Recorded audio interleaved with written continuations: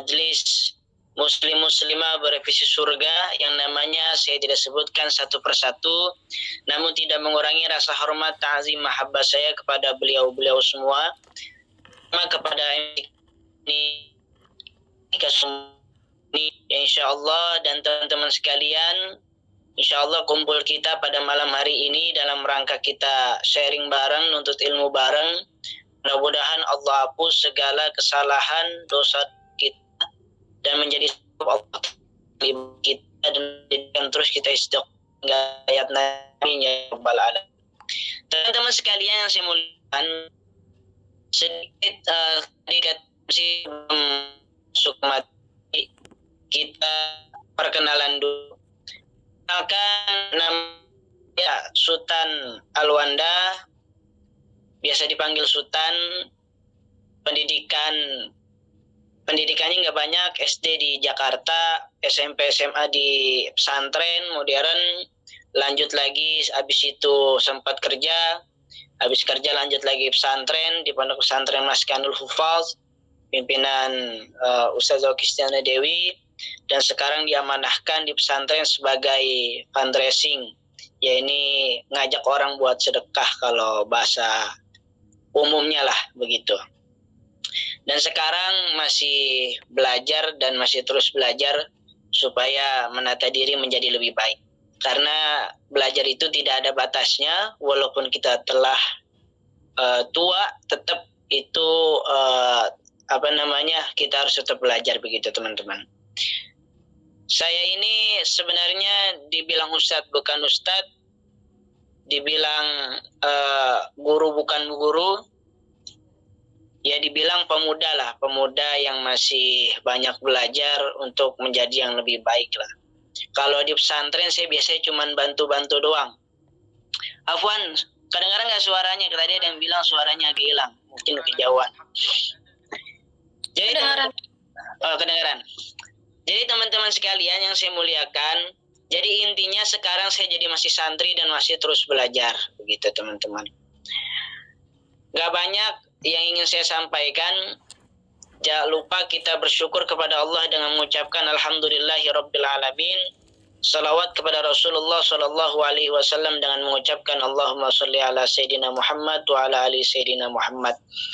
Ini sharing, ini kita nuntut ilmu, kita santai aja. Walaupun di sebagian mungkin ada yang lagi duduk, ada yang sambil dengar pakai handset, sambil nyantai, sambil ngopi, sambil rebahan, mungkin apapun itu. Yang penting kata baginda Rasul di dalam kitab Tanqiul Qaul, matan daripada babul hadis, barang siapa yang menuntut ilmu, dan itu sama saja lebih baik daripada kita sembahyang sunnah 1000 rakaat. Barang siapa yang menuntut ilmu lebih baik daripada ia memberikan sedekah 1000 kuda perang. Barang siapa yang menuntut ilmu itu lebih baik daripada ia beribadah 1000 tahun atau ia membebaskan 1000 budak. Itu semua kalau kita telah menuntut ilmu, berkumpul, walaupun dengar, walaupun kita sambil nyantai-nyantai, itu sama saja kita sudah mendapatkan pahala tersebut insya Allah teman-teman sekalian. Teman-teman yang saya muliakan, kita tema pada malam hari ini yaitu tentang mempersiapkan diri untuk kehidupan kedua. Membicarakan tentang mempersiapkan diri, seperti ada seorang pepatah mengatakan, man arafa bu'das safar ista'adda. Barang siapa yang taunya jauhnya perjalanan, maka ia akan bersiap-siap. Misalkan kita dari Jakarta, kita tahu kita ingin ke kota, misalnya kota Padang. Kota Padang ditempuh kalau naik mobil dengan waktu misalkan 2 hari 2 malam. Kalau naik pesawat misalkan dengan jangka waktu 2,5 jam atau 3 jam. Pastikan kalau kita ingin ke kota Padang, kita ingin jalan dari Jakarta ke Padang, pastikan kita mempersiapkan diri dulu. Misalkan mempersiapkan dirinya, uang yang banyak, terus pakaian yang secukupnya, terus lagi kesehatan yang meminimalisir, maksudnya yang full, yang fully gitu. Kalau misalkan persiapan itu tidak matang, maka bisa jadi nanti ada kendala di pertengahan jalan. Misalkan ketika kita ingin makan di pertengahan jalan, ingin safar dari kota Jakarta ke Padang, misalkan nggak punya duit, jadi makannya ditunda. Terus misalkan nggak bawa baju, nanti pakaiannya yang dipakai saat ini jadi kotor dan bau, orang tidak menciumnya tidak enak. Dan misalkan kita nggak bisa kesehatannya dijaga, bisa jadi nanti di pertengahan jalan kita sakit. Nah, itu kalau kita tahunya sebuah perjalanan, maka biasanya kita harus bersiap-siap. Dan untuk masalah tentang kehidupan kedua, memang kehidupan pertama kita apa sih kalau teman-teman tahu? Mungkin teman-teman ada yang mungkin mengira kehidupan pertama adalah dunia. Teman-teman sekalian, kehidupan dunia itu adalah bukan kehidupan yang pertama. Kehidupan yang pertama adalah alam ruh. Ketika kita diciptakan oleh Allah Subhanahu wa taala beberapa tahun yang lalu, beberapa ribu tahun yang lalu, setelah Allah menciptakan nur cahaya baginda Rasulullah Shallallahu Alaihi Wasallam. Setelah itu, setelah masuk ke alam ruh, kita masuk lagi nanti ke alam rahim, yaitu ke alam rahim ibu kita. Jadi yang kedua alam rahim. Setelah itu, setelah alam rahim, baru nanti ke alam dunia. Jadi dunia ini sebenarnya tempat yang ketiga gitu. Adapun akhirat atau alam kubur itu adalah tempat yang keempat. Terus alam lagi nanti ada padang alam mahsyar, alam mizan, dan banyak lagi gitu. Mungkin saya ingin menjelaskan bahwasanya teman-teman sekalian, dunia ini adalah ibu walahu. Dunia ini adalah tempat sandiwara dan tempat kita bermain-main. Artinya dunia ini adalah tempat kita transit dari alam ruh, alam rahim, alam dunia nanti masuk ke alam akhirat. Yang mana alam dunia ini sifatnya sementara dan tidak akan abadi. Teman-teman sekalian, teman-teman pernah dengar cerita gak sih? Ketika pada suatu hari ada seorang nahkoda yang mengajak beberapa orang-orang untuk naik ke kapalnya. Kata nahkoda tersebut, dia bilang ke teman-temannya yang diajak naik kapal, "Wahai teman-teman sekalian, nanti kita akan berangkat dari kota Jakarta menuju daerah Aceh. Nanti di tengah perjalanan kita akan berhenti di tengah kampung namanya daerah Palembang. Nanti kita berhenti sekitar 2 jam atau 3 jam di situ. Jadi gunakan tempat berhenti dengan sebaik-baiknya." Kata teman-temannya, "Siap, nahkoda kapten, saya akan gunakan waktu dengan sebaik-baiknya." Akhirnya naiklah semua para teman-temannya, para orang-orang naik ke atas kapalnya. Ketika pada saat naik ke atas kapal, sejam, 2 jam, 3 jam, nah tiba-tiba berhentilah kapal tersebut di satu kampung yang namanya misalnya kota Palembang. Berhentilah di situ. Lalu kata nahkoda tersebut, "Teman-teman dan orang-orang sekalian, bahwasanya kita telah salah satu peristirahatan kita akan berhenti 2 jam, 3 jam. Nanti kita akan melanjutkan ke tempat selanjutnya, tujuan kita utama yaitu di kota Aceh." Maka turunlah semua orang-orang, teman-temannya semua turun. Ketika turun, ini ada 3 macam sifat orang manusia. Ada 3 sifat macam orang-orang. Yang pertama, ada orang-orang yang bisa memanfaatkan waktu dengan sebaik-baiknya. Ketika lagi transit, mereka makan, mereka membeli barang-barang yang bagus, terus mereka beristirahat dengan baik gitu. Jadi menggunakan waktu dengan sebaik-baiknya, mengambil barang-barang yang manfaat untuk dia dan dibawa ke atas kapal. Ini namanya orang yang pertama adalah orang yang beruntung. Ada lagi orang yang kedua. Orang yang kedua ini ibarat kata orang yang standar. Dibilang beruntung kagak, dibilang rugi juga enggak. Jadi standar dia. Jadi biasa-biasa aja. Orang ini biasanya orang yang tahu bahwasanya itu tempat transit, tapi dia tidak baik dalam menggunakan waktu tersebut. Jadi dia santai-santai, jadi dia buang-buang waktu, jadi dia leha-leha gitu. Ketika naik ke atas kapal, jadi cuman itu doang, cuma numpang tidur doang, ibaratnya begitu. Ini ibaratnya orang yang kayak gini orang yang standar. Ada lagi orang yang ketiga, ya ini orang yang merugi. Orang yang merugi ini pada saat ia menyangka bahwasanya kota Palembang yang tempat transit itu adalah tempat yang utama. Padahal kota Palembang itu adalah tempat transit, bukan kota yang utama. Kota yang utama itu adalah kota Aceh. Akan tetapi dia tertipu. Mereka itu tertipu, terpedaya dengan kota Palembang yang sangat megah, sangat mewah. Dengan macamnya perempuan-perempuan yang cantik, dengan macam harta-harta yang emas-emas yang megah, terus tumbuhan-tumbuhan yang bagus. Gitu. Ini dibilang orang yang merugi. Nah, teman-teman sekalian, dari kisah ini kita bisa ambil contoh bahwasanya ketika di dunia ini adalah tempat transit kita. Jadi tempat yang bukan abadi. Jadi dunia ini adalah tempat yang sementara.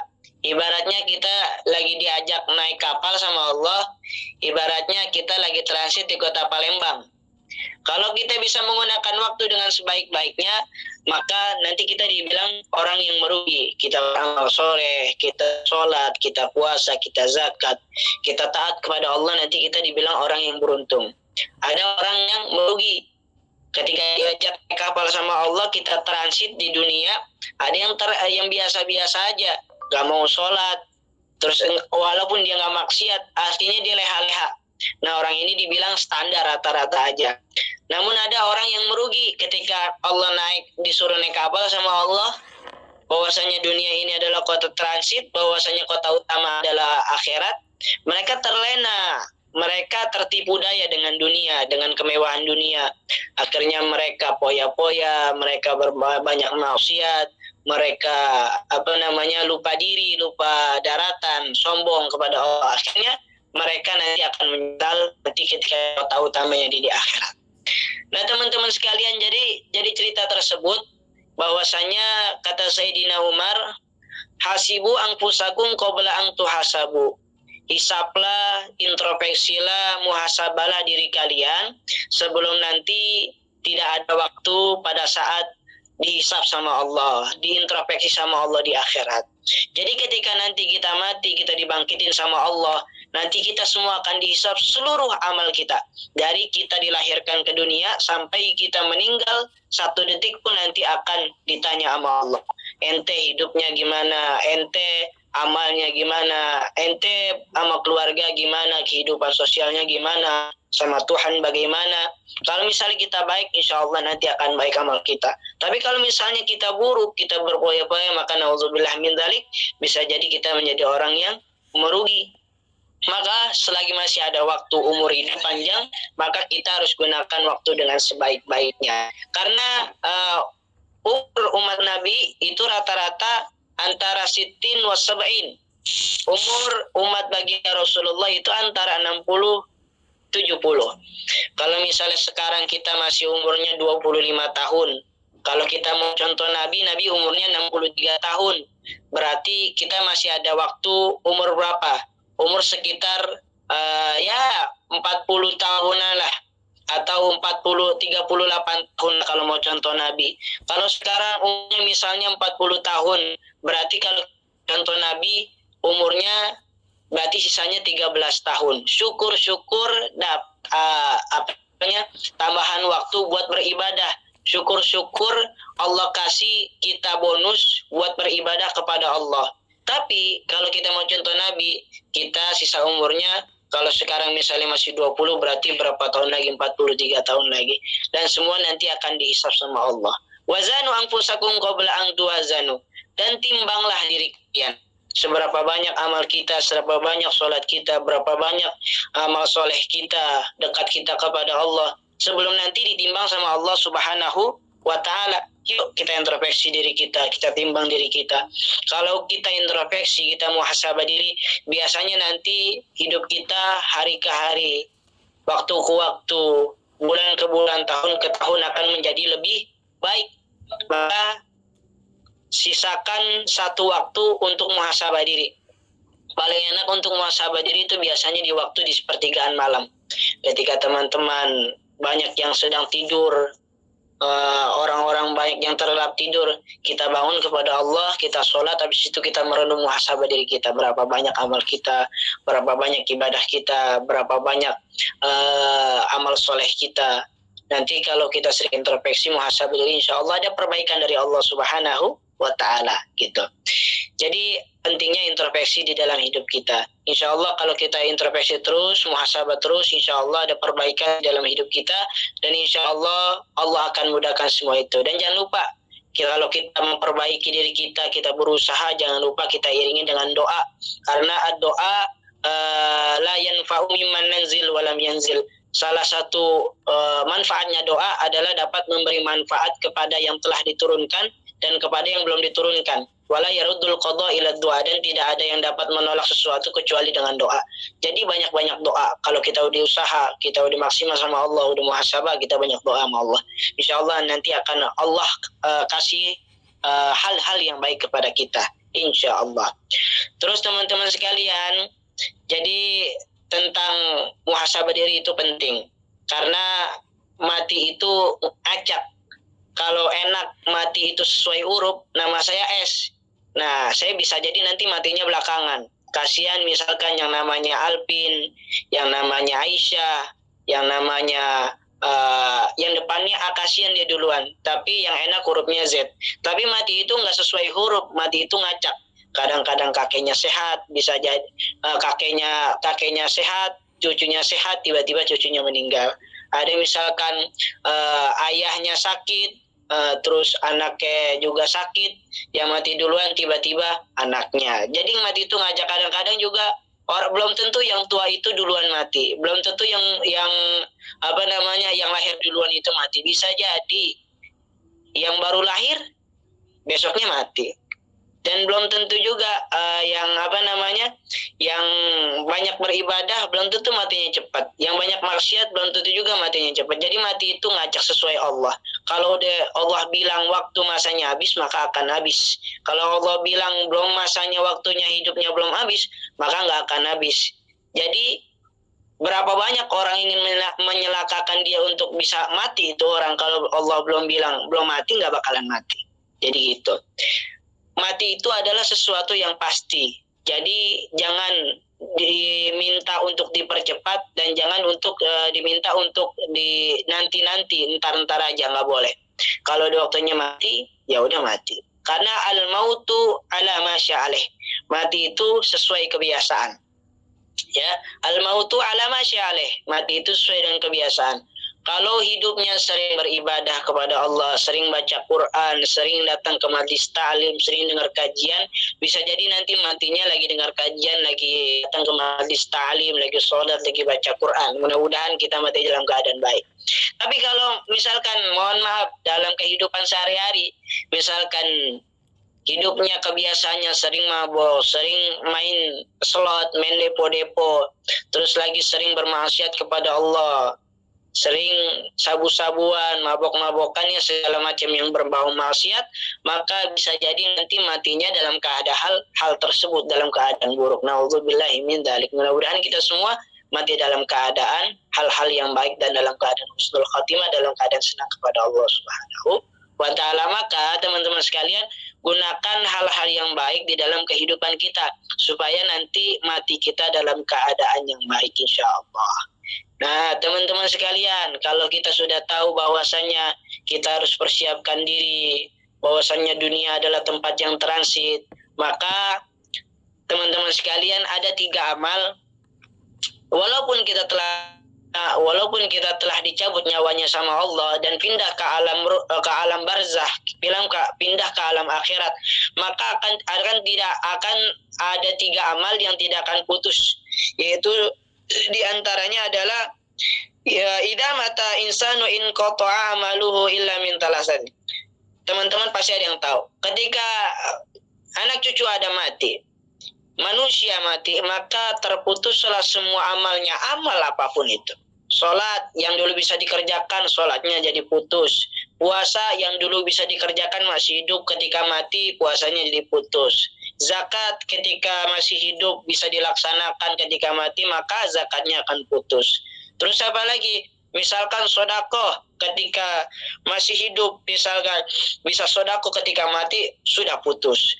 Apapun itu, ketika yang ketika hidup dia bisa laksanakan, ketika mati maka semua terputus. Maka akan ada 3 amal yang tidak akan putus walaupun kita telah meninggal dunia. Ini perhatiin baik-baik, ini dengar baik-baik supaya nanti kita laksanakan step by step, dikit demi sedikit sesuai kemampuan kita. Yang pertama adalah as-shadaqatun jariyah. Yang pertama ini adalah sedekah jariyah. Teman-teman sekalian, sedekah itu adalah salah satu amal yang tidak akan putus. Maka jangan pernah kita mensepelekan sedekah. Bisa jadi 1.000 yang kita beri ke dalam masjid, itu bisa jadi uang yang bisa menolong kita dari api neraka. Bisa jadi 5.000 yang kita beri kepada orang fakir miskin, kepada pengamen, itu bisa jadi menjadi amal untuk menolong kita dari siksa kubur. Jadi jangan pernah meremehkan amal sedikit apapun itu. Karena sedekah selain tidak akan putus walaupun telah meninggal dunia, sedekah itu adalah as-shadaqatu tamna'u sab'ina naw'an min naw'il bala. Jadi sedekah itu selain daripada amal yang tidak akan putus, ia juga akan menolak segala bala-bala, macam 70 bala yang Allah akan kirimkan kepada kita. Ketika kita sedekah, itu akan Allah tolak. Apaan? Bencana-bencana yang Allah akan kirimkan kepada kita. Bahkan orang yang sedekah itu man sedekah qaribun minallah. Orang yang sedekah itu dekat sama Allah. Qaribun minan nas, dekat sama manusia. Qaribun min amali soleh, dekat dengan amal soleh. Qaribun minal jannah, dan dekat sama surga gitu. Tapi kalau misalnya orang pelit, al-bakhilu ba'idun minallah, orang yang pelit itu jauh dari Allah. Ba'idun minan nas, jauh dari manusia. Ba'idun minan qaribun minal jannah, minan nar, dan jauh atau dia jauh daripada surga gitu kalau orang pelit. Dan dia dekat kepada neraka. Maka jangan jadi orang pelit. Kita harus sering-sering, minimal di dalam seminggu yang laki-laki kita ketika sholat Jumat kita kasih sedekah misalkan 5.000, 1.000. Perempuan yang ketika datang ada majlis ta'lim, misalnya majlis ta'lim sholawat, majlis ta'lim sama guru ngaji, nah itu niatin tuh buat sedekah. Insya Allah bisa jadi itu menjadi amal yang tidak akan putus walaupun meninggal dunia. Di dalam Al-Quran Allah bilang, masalul ladina yunfikuna amwalahum fi sabilillah. Perumpamaan orang yang memberikan hartanya untuk sedekah di jalan Allah, kama sali habbatin ambatat sab'a sanabila fi kulli sumbilatin mi'atu habbah. Seperti perumpamaan satu pohon, satu biji yang menumbuhkan satu batang. Dari batang tersebut tumbuh 7 tangkai. Jadi tumbuh 7 tangkai. Dari satu tangkai tersebut akan menghasilkan 100 pahala. Berarti 7 kali 100, 700. Wallahu yudha'ifu liman yasha. Bahkan dari 700, 7 yang dikali 100 itu 700 dilipat gandain sama Allah. Bisa jadi 7.000, 70.000, 70 juta, 70 miliar, 70 terus sampai miliaran. Bahkan tak terhitung jumlahnya kalau kita sedekah sama Allah. Jadi gitu teman-teman. Jadi usahain kita sedekah karena itu bisa jadi salah satu amal yang tidak akan putus. Dan kira-kira kalau misalnya ada pertanyaan, misalnya kita sedekah atas nama keluarga, atas nama ibu kita, ayah kita, saudara kita yang telah meninggal dunia, kira-kira pahala itu akan sampai atau tidak? Jelas akan sampai. Kita aja yang nggak sedekah, maksudnya kita berdoa, meniatkan untuk misalkan yang telah meninggal dunia, itu akan sampai. Kalau teman-teman yang nggak percaya, coba nanti teman-teman masuk dalam kubur. Kalau nggak percaya, nah teman-teman masuk dalam kubur, nanti saya kirimin Al-Fatihah. Kira-kira nyampe apa kagak? Kalau kagak nyampe nanti tinggal miss call pakai HP begitu. Insya Allah yakin bahwasanya Fatihah, sedekah yang kita kirimkan kepada orang yang meninggal, insya Allah akan sampai kepada orang tersebut insya Allah. Yang pertama sodakoh jariah. Jadi sempetin kita bersodakoh walaupun uangnya itu kadang-kadang agak Senin Kemis. Ibaratnya kadang naik, kadang turun, kadang dikit, kadang banyak begitu. Pokoknya sempetin sodakoh. Yang kedua teman-teman, amal yang tidak akan putus walaupun meninggal dunia, ini adalah al-ilmu yuntafa'u bih. Ini ilmu yang bermanfaat. Teman-teman sekalian, menuntut ilmu itu kewajiban bagi seorang muslim, muslimat, laki-laki ataupun perempuan. Dari kapan? Minal mahdi ilal lahdi. Dari kita dibedong sampai nanti dibedong lagi. Arti kata dari kita lahir itu kita dibedong sampai nanti kita meninggal, kita dikapani dibedong juga. Itu nanti sampai situ jadi masanya. Jadi belajar itu bukan nunggu waktu kosong. Jadi berikan waktu kosong untuk belajar, ya. Saya ulang sekali lagi, jadi jangan nunggu waktu kosong buat belajar. Jadi kita harus usahain ada waktu kosong buat belajar. Misalkan ada yang kerja dari jam 8 sampai jam 4, sampai jam 5. Jam 8 nih cari buat teman belajar buat malam. Walaupun 1 jam 30 menit gak apa-apa, yang penting ada waktu belajar. Gitu. Teman-teman yang sekolah, yang misalkan yang sedang sibuk dengan apapun itu, dengan karirnya, dengan sekolahnya, itu sempetin waktu buat belajar. Karena di dalam kitab Ta'limut Ta'lim dijelaskan bahwasanya afdhalul ilmu hal. Sebaik-baiknya ilmu adalah ilmu yang dibutuhkan. Contohnya apa ilmu yang dibutuhkan? Ya ini ilmu agama. Jadi nggak perlu semua ilmu kita pelajari. Jadi ilmu yang kita butuhkan, terutama ilmu Islam, ilmu syariat, ilmu kehidupan sehari-hari itu harus kita pelajari. Afdhalul amal hifdzul hal, dan sebaik-baiknya amal adalah kita berbudi pekerti yang baik gitu. Jadi selain ilmu kita harus juga berakhlak, walaupun sesama manusia, sesama bersosialis, sesama tetangga, sesama teman, kita harus berakhlak. Dan teman-teman sekalian, tanda daripada ilmu yang manfaat adalah salah satunya adalah kita dapat memberikan manfaat kepada orang lain. Misalkan kita mendengar salah satu ustadz berbicara, misalkan bahwasanya ilmu sodako yang kita berikan kepada orang yang meninggal itu akan sampai, gitu, sodakonya akan sampai. Tiba-tiba ada teman yang nanya dan kita jawab, gitu, itu namanya ilmu yang manfaat. Dan jadi orang yang bertanya dia tahu, kita juga dapat pahala. Jadi pahalanya terus, selagi dia masih ingat, pahalanya ngalir terus. Itu namanya ilmu yang manfaat. Misalkan lagi, kita misalkan dikasih tahu, misalkan ada orang yang bingung, misalkan apa sih amal tidak akan putus ketika manusia meninggal, kita kasih tahu yang pertama adalah sodako, yang kedua ilmu yang manfaat.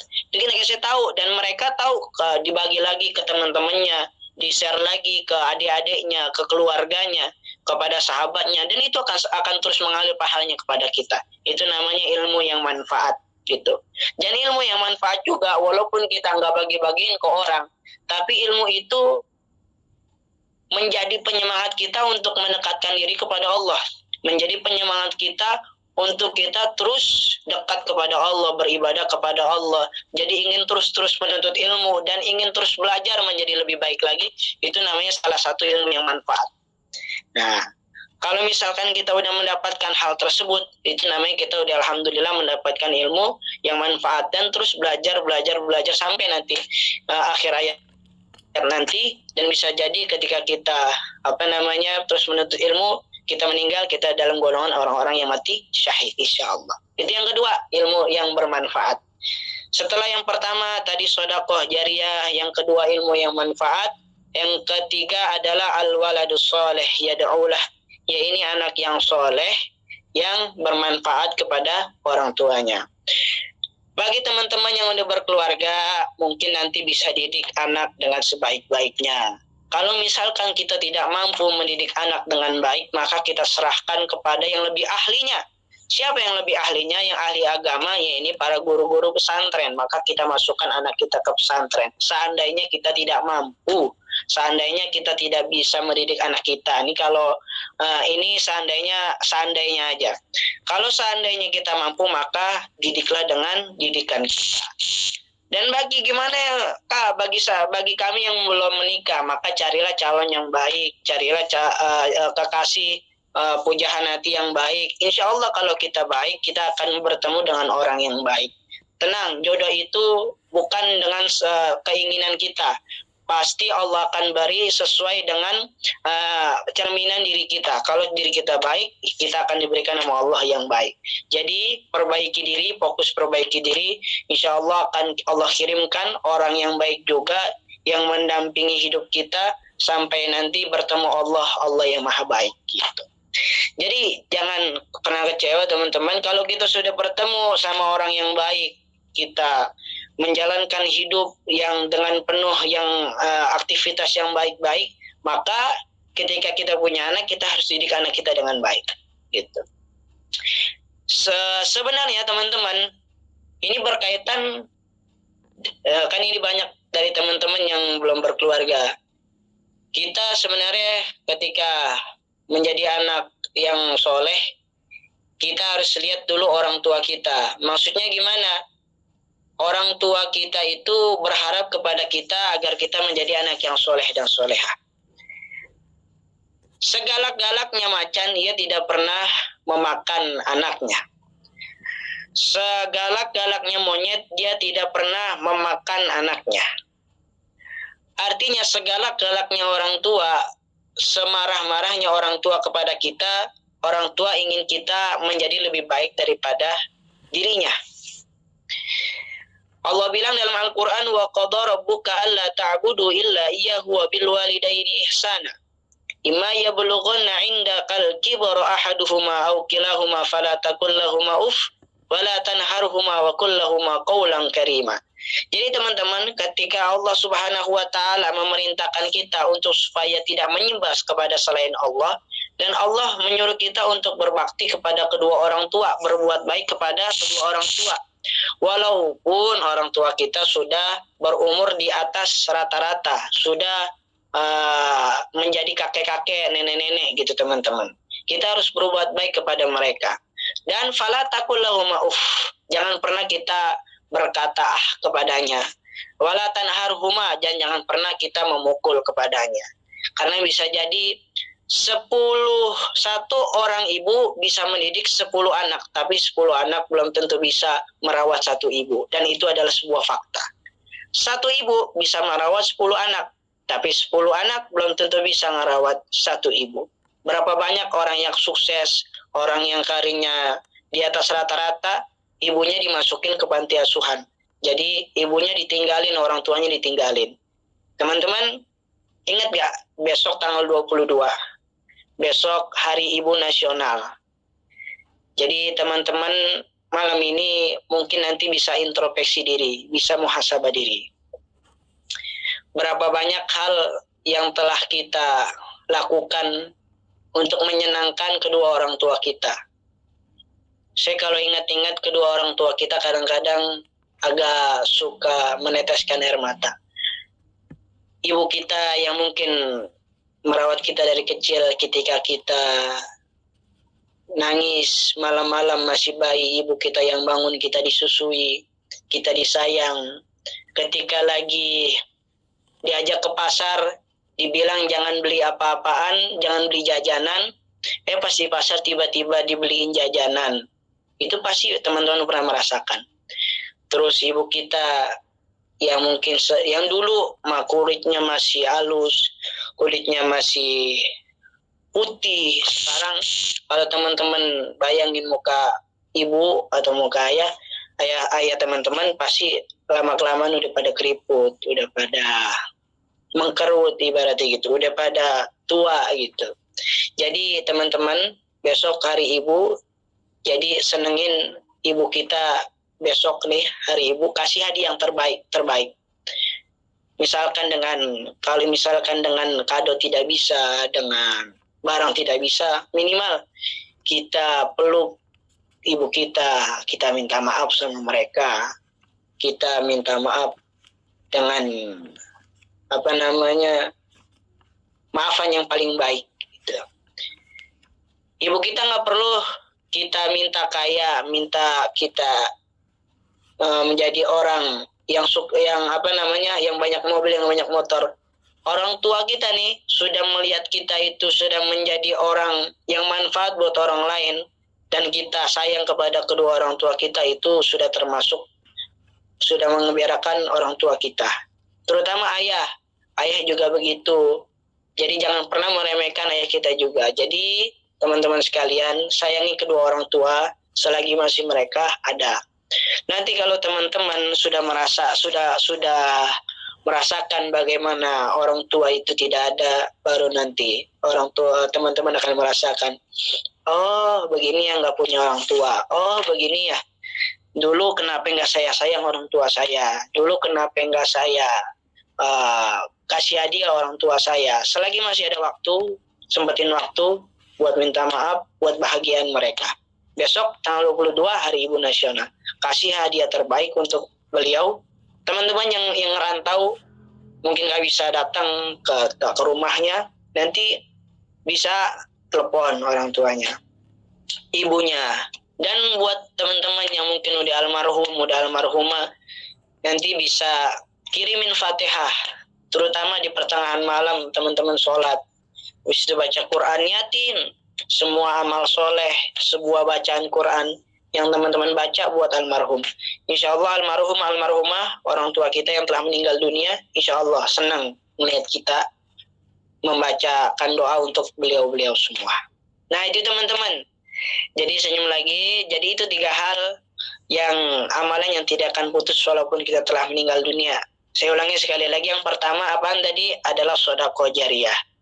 Jadi sedekah. Yang kedua adalah ilmu yang bermanfaat. Jadi terus nuntut ilmu biar ilmu kita manfaat. Yang ketiga adalah anak yang soleh. Kalau kita semasa jadi anak kita taat, kita menjadi anak soleh, bisa jadi nanti ketika kita punya anak kita menjadi anak yang taat dan soleh. Itu namanya cerminan di dalam diri kita. Maka rubahlah diri kita menjadi lebih baik dari hari-hari sebelumnya. Gitu teman-teman.